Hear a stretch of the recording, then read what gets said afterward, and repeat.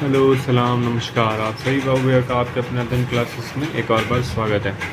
तो आप मालूम ही होगा, वीडियोस देख रहे होंगे तो ये पता ही होगा कि हम लोगों ने चैप्टर 5 शुरू कर दिया है, मतलब मैग्नेटिज्म एंड मैटर। उसमें भी कुछ चीज़ें हम लोगों ने पढ़ ली थी। कल डेरिवेशन कुछ किया था, मतलब फोर्स और टॉर्क के रिलेटेड। अब उसी चीज़ को आगे बढ़ाते हैं। तो आज कुछ तुम लोग को अलग दिखाई दे रहा होगा, मतलब यहाँ पे कुछ शैडो दिखाई दे रहा होगा, यहाँ लाइट दिखाई दे रहा होगा। तो बात यह है कि हम घर आए हुए हैं। आप घर आए हुए हैं तो घर में रूम में वीडियो बना रहे हैं, तो रूम में वीडियो बना रहे तो ऊपर लाइट है, तो थोड़ा मोड़ा अगर तुम लोग रिफ्लेक्शन और शैडो पढ़ा होगा तो ऊपर लाइट है, बीच में ऑब्जेक्ट है, तो उसी का शैडो ये बन रहा है, मतलब मोबाइल का ही शैडो बन रहा है ये, और इधर लाइट है अपने पास। तो थोड़ा सा मैनेजेबल तो है, ऐसा नहीं है कि कोई दिक्कत होगा, दिख नहीं रहा है, मैनेज किया जा सकता है। तो उसी चीज़ को अब हम आगे बढ़ाते हैं कि आगे अब अपने को क्या पढ़ना है। तो जो अपना अगला टॉपिक है, मतलब जो आज हम लोग को पढ़ना है, वो पढ़ना है magnetic moment of revolving electron. तो मैग्नेटिक मोमेंट निकालना है रिवॉल्विंग इलेक्ट्रॉन का। उसके बाद फिर और भी कुछ हम लोग देखेंगे, बोर्स रिलेटेड, बोर्स पोस्टुलेट आएगा, bar magnet as a solenoid आएगा। तो ये सब चीज़ों को देखेंगे, गॉस लॉ भी आ जाएगा। तो आज जो चीज़ है, फिर से वही हम बोलेंगे कि हम लोग को चीज़ों को रिलेट करते हुए पढ़ना है। तो सबसे पहले जो हेडिंग है वो बताते हैं हम लोग, क्या है अपने पास, मैग्नेटिक मोमेंट। तो मैग्नेटिक मोमेंट निकालना है किसका, रिवॉल्विंग इलेक्ट्रॉन का। मैग दिख रहा ना, हाँ, magnetic moment of revolving electron. अगर मैग्नेटिक मोमेंट निकालना है रिवॉल्विंग इलेक्ट्रॉन का तो क्या करना होगा। तो सबसे पहले तो एक रिवॉल्विंग इलेक्ट्रॉन बनाना होगा। जैसे मान ली एक इलेक्ट्रॉन है, यार बहुत तकलीफ है जीवन में, पेन वन भी ठीक से नहीं चलता। जैसे मान लो ये हो गया अपने पास सर्कुलर पाथ, इसी सर्कुलर पाथ में एक इलेक्ट्रॉन घूम रहा है। इस इलेक्ट्रॉन का घूमने वाला पाथ हम लोग एंटी क्लॉकवाइज ले लेंगे। तो लिख लेंगे वही, लेट अस कंसीडर, ये सब लिखने का तो जरूरत नहीं है हमको, लेकिन तुम लोग के वजह से लिखना पड़ रहा। Let us consider a revolving electron revolving in anti clockwise direction, anti clockwise direction in a circular path of radius r। एक सर्कुलर पाथ में एक इलेक्ट्रॉन घूम रहा है जिसका रेडियस क्या अपने पास r है। चलो इतना हो गया। और किस डायरेक्शन में इलेक्ट्रॉन घूम रहा है, एंटी क्लॉकवाइज। अगर इलेक्ट्रॉन एंटी क्लॉकवाइज में घूम रहा है तो जो करंट का डायरेक्शन हो वो क्या हो जाएगा, वो हो जाएगा क्लॉकवाइज। तो ये हो जाएगा अपने पास करंट का डायरेक्शन, ये है अपने पास इलेक्ट्रॉन का डायरेक्शन, मतलब वी वेलोसिटी से इस डायरेक्शन में घूम रहा है। ये हो गया करंट का डायरेक्शन, ये हो गया कहीं ना कहीं अपने पास न्यूक्लियस, क्योंकि न्यूक्लियस के अराउंड ही इलेक्ट्रॉन रिवॉल्व करता है। तो ये सारा कुछ कहानी हो गया। और भी बड़ा चढ़ा के लिखना हो तो लिख लेना, मतलब यहाँ पे वी लिख लेना, विथ वी वेलोसिटी। ये सब कुछ कहानी लिख सकते हैं, और भी अगर लिखना हो तो। अगर वी वेलोसिटी तो करंट क्या डायरेक्शन होगा, क्लॉकवाइज। ये सब बातें हो गई, मतलब जो बातें हैं वही लिख लेना, अगर हम कुछ छूट रहा होगा या छोड़ रहा होगा तो। अब इसका मुद्दे पे आते, मुद्दा क्या है, मुद्दा है अपने पास निकालना क्या है, मैग्नेटिक मोमेंट।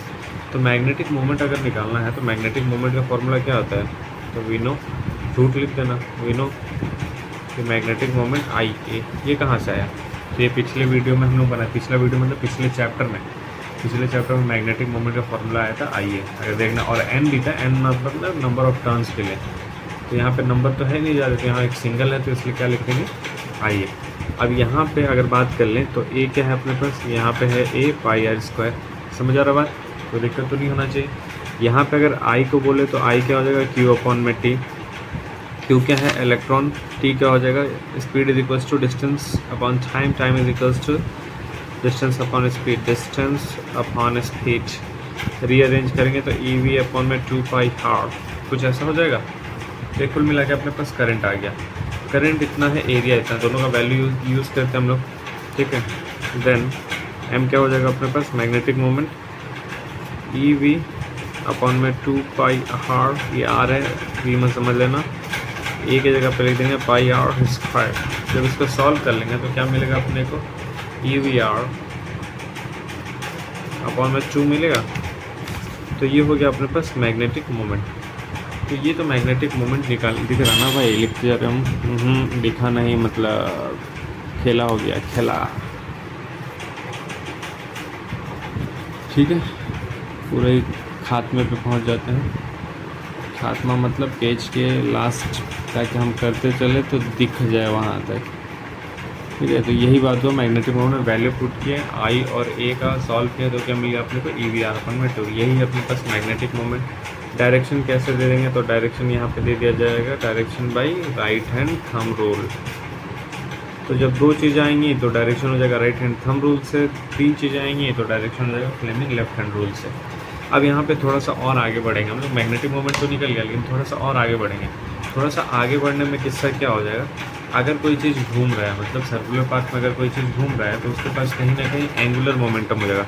तो यहाँ पे एंगुलर मोमेंटम जो हो जाएगा इलेक्ट्रॉन का वो निकाल लिया जाए। तो एंगुलर मोमेंटम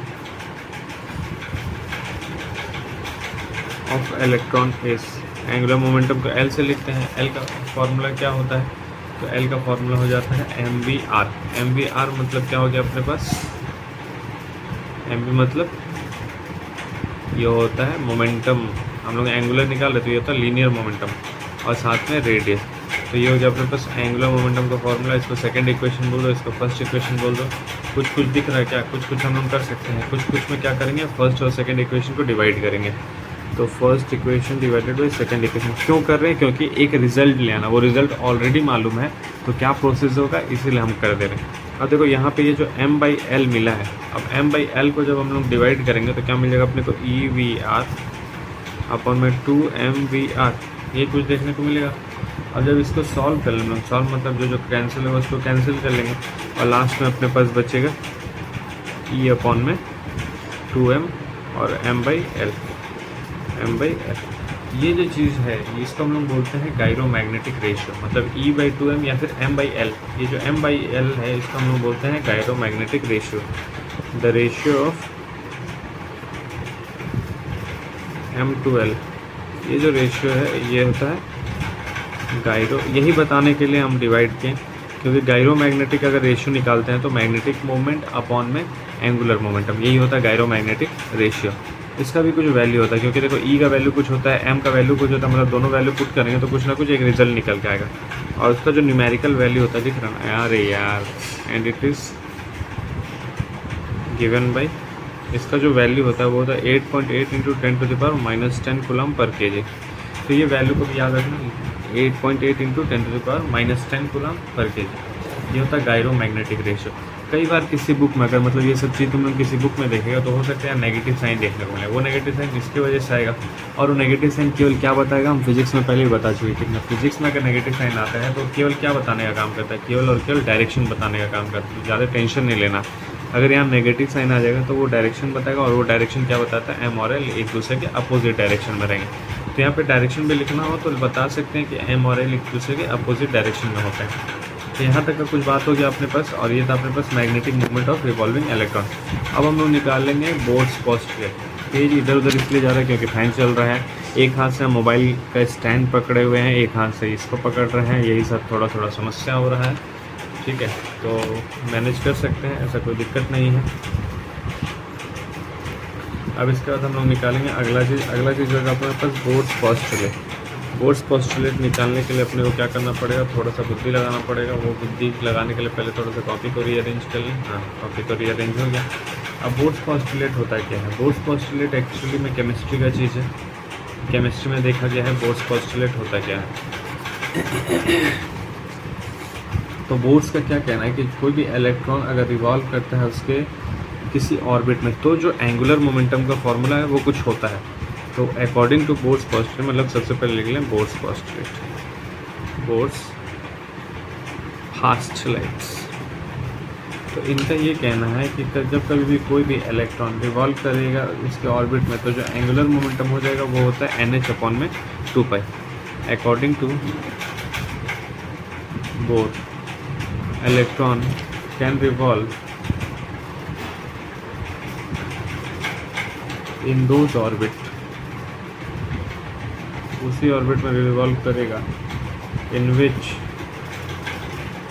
एंगुलर मोमेंटम जो होगा NH/2π। तो अकॉर्डिंग टू बोथ, क्लियर करना थोड़ा गड़बड़ हो जाता है, रुक जाओ। ठीक है, according to Bohr electron can revolve in those orbit in which momentum, angular momentum is equals to NH/2π। ठीक है। तो एंगुलर मोमेंटम कितना हो जाएगा, NH/2π। जिस ऑर्बिट में एंगुलर मोमेंटम NH/2π होगा उसी ऑर्बिट में इलेक्ट्रॉन रिवॉल्व करेगा। ये कहना था बोर्स पोस्टुलेट का। अभी हम लोग देखे हैं कि भाई अपने पास कुछ ना कुछ वैल्यूज़ आया है पीछे के हम लोग गायरोमैग्नेटिक रेशियो में।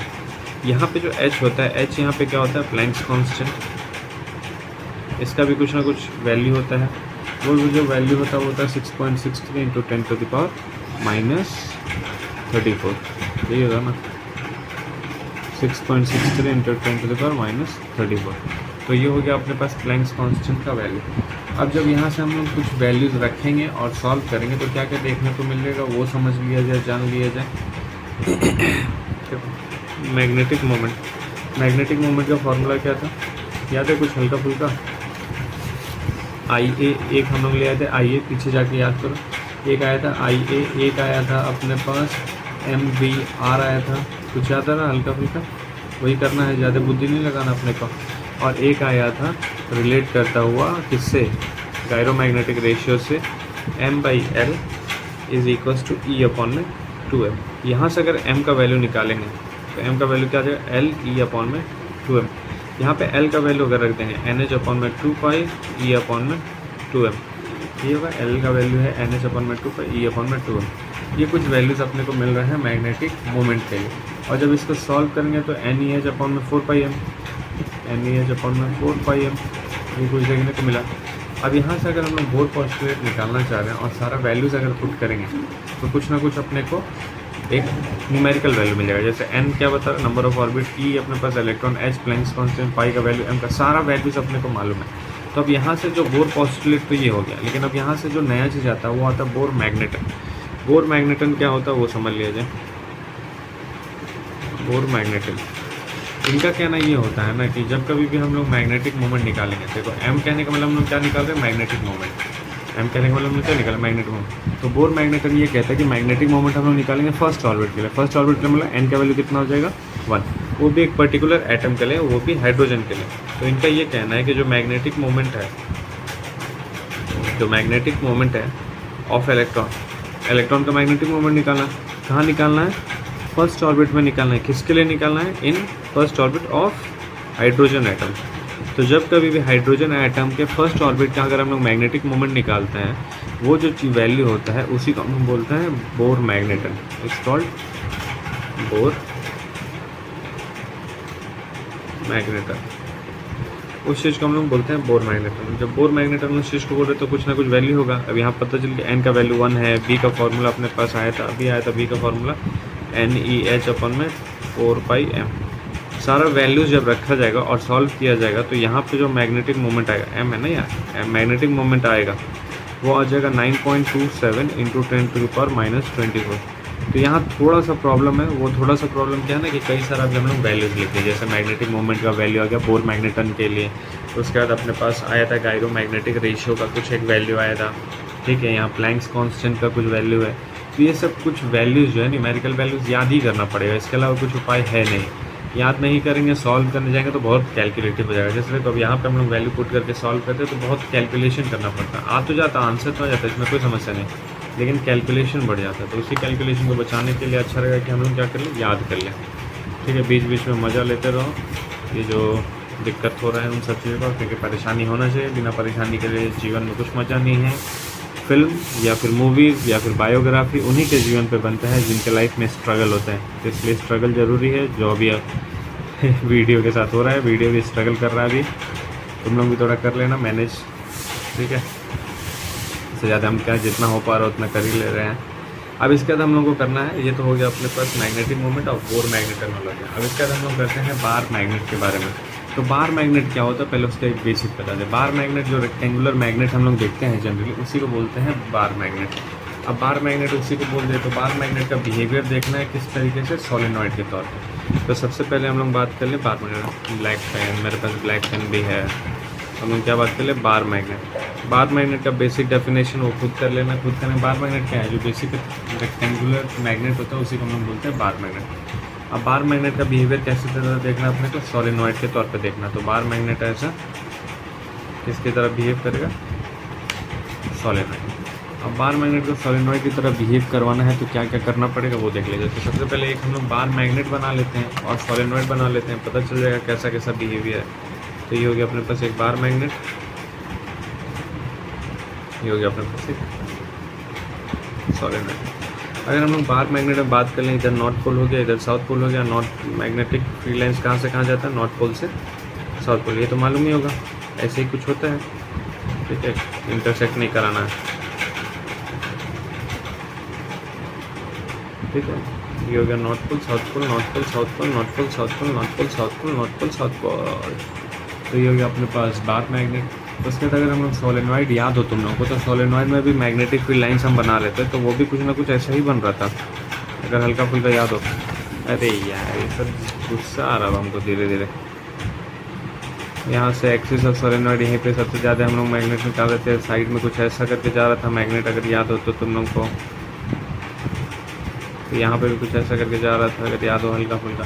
तो कहीं ना कहीं मैग्नेटिक फील्ड लाइंस अगर देखा जाएगा तो दोनों के लिए सेम ही आ रहा है। मैग्नेटिक फील्ड लाइंस अगर दोनों के लिए सेम आ रहा है तो बार मैग्नेट जो है कहीं ना कहीं सोलेनॉइड की तरह बिहेव कर रहा होगा। तो जब बार मैग्नेट सोलेनॉइड की तरह बिहेव कर रहा होगा तो वही बिहेवियर में जो सिमिलैरिटी है अपने पास वही लिखना है और कुछ नहीं करना है इसमें। तो सबसे पहला क्या हो गया, मैग्नेटिक फील्ड पैटर्न सेम हो जाएगा। पहला पॉइंट क्या हो जाएगा, मैग्नेटिक फील्ड पैटर्न दोनों का सेम है ना, of bar magnet and solenoid resemble with each other. तो जो मैग्नेटिक फील्ड पैटर्न है बार मैग्नेट का और सोलेनॉइड का, दोनों एक दूसरे कहीं ना कहीं सेम जैसा दिखता है। सेम जैसा देखने का मतलब मैग्नेटिक फील्ड लाइन जो है एक तरह से एक ही जैसा देखने को मिल रहा है। ये बात हो गया पहला पॉइंट। दूसरा पॉइंट अगर हम लोग बात कर लें तो जब मैग्नेट को अगर हम लोग फ्रीली सस्पेंड करेंगे, फ्रीली सस्पेंड मतलब ऐसे लटकाया जाएगा मैग्नेट को, तो एक पर्टिकुलर लाइन में डायरेक्शन में अलाइन हो जाता है, ये पहले ही बता चुके हैं, वो होता है नॉर्थ साउथ। सेम यहाँ पे भी अगर होगा, अब अगर हम लोग व्हेन बार मैग्नेट और solenoid, bar magnet suspended freely, it aligned in a particular direction, similarly with the solenoid. Similarly this behavior shown by the solenoid. तो यही बिहेवियर कौन भी दिखाता है, सोलेनॉइड। मतलब सोलेनॉइड को भी अगर हम लोग लटकाएंगे तो एक पर्टिकुलर डायरेक्शन में अलाइन हो जाता है। वो पर्टिकुलर डायरेक्शन क्या होता है, नॉर्थ साउथ वाला, ठीक है। थर्ड पॉइंट अगर हम लोग बात कर लें, अगर नॉर्थ पोल के पास अगर दूसरा नॉर्थ पोल लेंगे तो क्या देखने को मिलेगा, रिपल्सन। दूसरा साउथ पोल लेंगे तो क्या देखने को मिलेगा, अट्रैक्शन।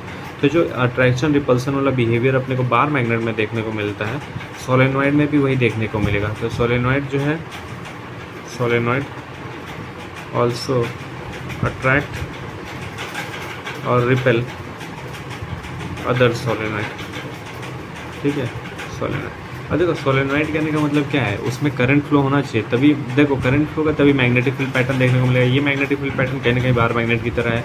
और भी बिहेवियर अगर देखेंगे, बार मैग्नेट को हम लोग लटकाते हैं तो एक पर्टिकुलर डायरेक्शन में होता है, तो सोलेनॉइड भी वही होता है, वही बिहेवियर देखने को मिलता है। जैसे इसमें रिपल्सन अट्रैक्शन होता है वैसे इसमें भी रिपल्सन अट्रैक्शन होता है। तो ये कुछ सिमिलर प्रॉपर्टी था अपने पास किसके लिए, बार मैग्नेट और सोलेनॉइड का। अब जो अगला चीज़ आ रहा है अपने पास आ रहा है वो गॉस लॉ, टन टन टन। तो गॉस लॉ तुम लोग पढ़ा है इलेक्ट्रिक में, अब गॉस लॉ पढ़ना है किसमें, मैग्नेटिज्म में।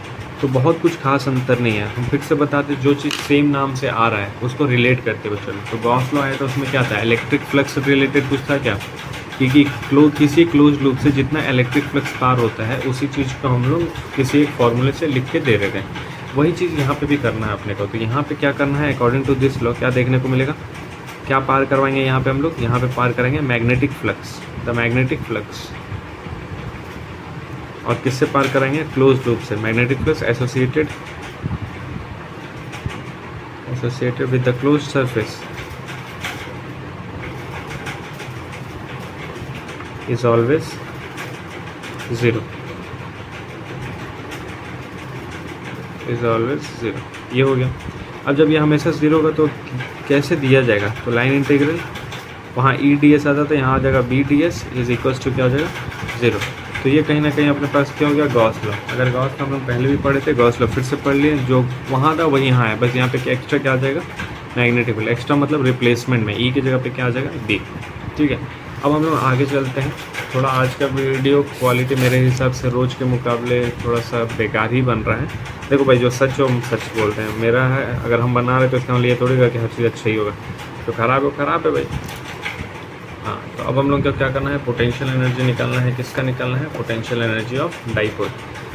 तो इससे पहले ब्लैक पेन निकाल लें। पोटेंशियल एनर्जी ऑफ, अरे यार ब्लैक पेन कहाँ चला गया, वो समस्या है जीवन में। देखो तब तक बाइक देखो, फैंटास्टिक बाइक लिखा है, बाइक देखते रहो बीच बीच में। हाँ, तो क्या करना अपने को, निकालना है पोटेंशियल एनर्जी। तो किसके लिए निकालना है, potential energy of a dipole निकालना है ना। तो हेडिंग सुंदर सा, पोटेंशियल एनर्जी, ये इंपॉर्टेंट चीज़ है। अभी तक तो बाकी मजाक ही चल रहा था। Potential energy of a dipole, क्योंकि डाइपोल रिलेटेड आ गया ना, डाइपोल हम लोग पहले भी पढ़ चुके हैं। इन हम मैग्नेटिक फील्ड कहाँ निकालेंगे, मैग्नेटिक फील्ड में निकालेंगे। तो उससे पहले क्या करना पड़ेगा, तो ये हो गया मैग्नेटिक फील्ड लाइंस। ठीक है, उसके बाद इसमें क्या बनाना होगा, इसमें बनाना होगा एक डाइपोल। ये हो गया डाइपोल। क्या लेंगे, पोल ले लेंगे, एक साउथ पोल हो जाएगा, एक नॉर्थ पोल हो जाएगा। एक नॉर्थ पोल, एक साउथ पोल किस एंगल पे रखें, थीटा एंगल पे रखें, टॉर्क होगा, घूमेगा, ये सब टॉर्क वाला कहानी वहाँ हो चुका। हम लोग यहाँ निकालना पोटेंशियल एनर्जी। तो देखो कुछ चीज़ों को ना याद रखो, जब कभी भी हम लोग को पोटेंशियल एनर्जी निकालना होता है तो पोटेंशियल एनर्जी को हम लोग रिलेट कर सकते हैं कहीं ना कहीं वर्क डन से। वर्क डन क्या होता है, वर्क डन होता है फोर्स इंटू डिस्प्लेसमेंट, लेकिन यहाँ फोर्स तो लगेगा नहीं, यहाँ चीज़ों को घुमाया जाएगा। घुमाया जाएगा मतलब क्या लगेगा, टॉर्क लगेगा। तो यहाँ पर अगर वर्क डन निकालना है तो वर्क डन अगर हम बात करें, क्योंकि जो वर्क डन होगा वही उसमें एनर्जी की तरह स्टोर हो जाएगा और वही उसका क्या हो जाएगा, पोटेंशियल एनर्जी। तो चीज़ों को अगर पहले हमको मालूम है कि करना क्या है तो बहुत आसान हो जाएगा। तो वही हम बता रहे हैं कि हम पोटेंशियल एनर्जी निकालना है। पोटेंशियल मतलब जो एनर्जी स्टोर्ड होगा, वो एनर्जी स्टोर्ड कैसे होगा, जितना वर्क डन करेंगे। तो मतलब कुल मिला के अपने को निकालना है वर्क डन। तो वर्क डन क्या करना पड़ेगा, वर्क डन इन रोटेटिंग, क्योंकि यहाँ तो घूमेगा ही, यहाँ तो टॉर्क लगेगा, इन रोटेटिंग द डाइपोल। और कितना घुमाना है थ्रू एंगल डी थीटा। छोटे से एंगल के लिए हम लोग घुमाएंगे, वो छोटा सा एंगल क्या हो जाएगा, डी थीटा। तो जब छोटा सा एंगल के लिए घुमा रहे तो वर्क डन भी क्या हो जाएगा, छोटा सा। वो छोटा सा वर्क डन क्या हो जाएगा, torque is equals to D W is equals to T torque मतलब टाउ डी थीटा। अब टोटल वर्क डन निकालना है तो क्या करेंगे, इंटीग्रेटिंग बोथ साइड होगा ना, ये तो डब्ल्यू हो जाएगा।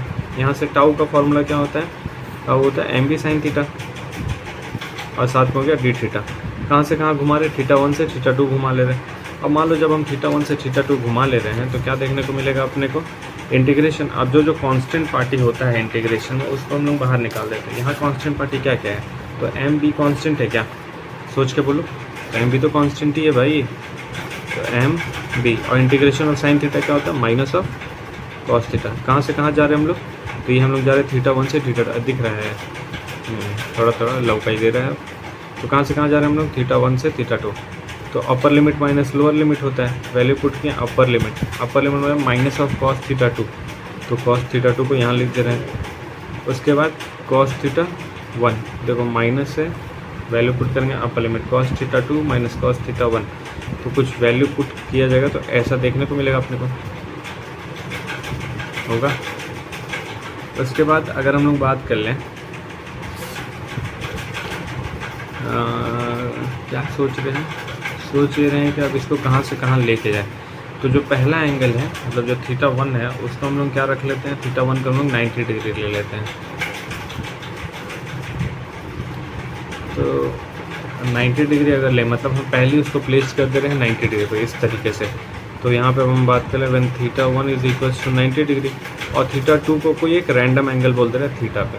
तो मतलब हम उसको प्लेस किए 90 डिग्री पे और लेके कहाँ जा रहे हैं, थीटा एंगल पे। मतलब अब जो अपने पास मिलेगा वही उसका पोटेंशियल एनर्जी हम लोग ले लेंगे। तो वैल्यू पुट करने के बाद यही कुछ मिला और ये उसका क्या हो जाएगा, पोटेंशियल एनर्जी। मतलब यही वर्क डन होगा और यही उसके वर्क डन एनर्जी की तरह स्टोर हो जाएगा और इसे हम लोग पोटेंशियल एनर्जी बोल देंगे। अब जब कभी भी थीटा आ गया तो थीटा आने से क्या याद हो जाना, अब तो याद हो जाना चाहिए स्पेशल केस। स्पेशल केस में क्या हो जाएगा, जब थीटा हम लोग क्या ले लेंगे 0 डिग्री, दूसरे केस में थीटा को क्या ले लेते हैं 180 डिग्री। 90 क्यों नहीं ले रहे, क्योंकि 90 ऑलरेडी ले चुके थे हम लोग,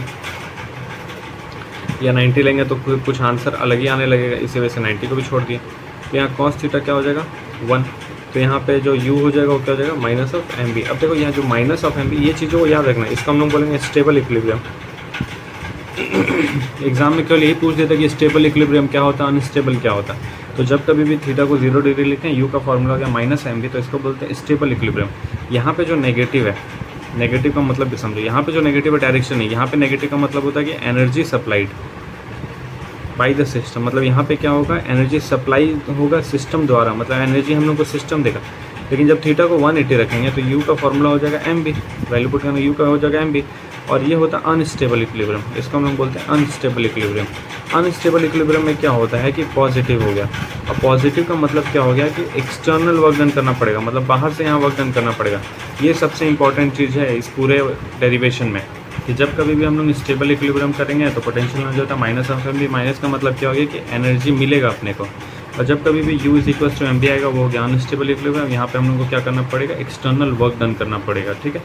तो ये सब चीज़ों को समझना कोशिश करना और प्रैक्टिस करना, बाकी आगे हम लोग कंटिन्यू करेंगे। और हमको मालूम है आज का वीडियो क्वालिटी बहुत अच्छा नहीं बना है, इससे अच्छा तो हम शायद वहीं बना लेते, बस वहाँ पे बस और ट्रक का आवाज़ एक्स्ट्रा ज़्यादा आता है, ठीक है। कोशिश करेंगे जो नेक्स्ट वीडियो थोड़ा अच्छे से बने। तब तक के लिए ख्याल रखना, धन्यवाद।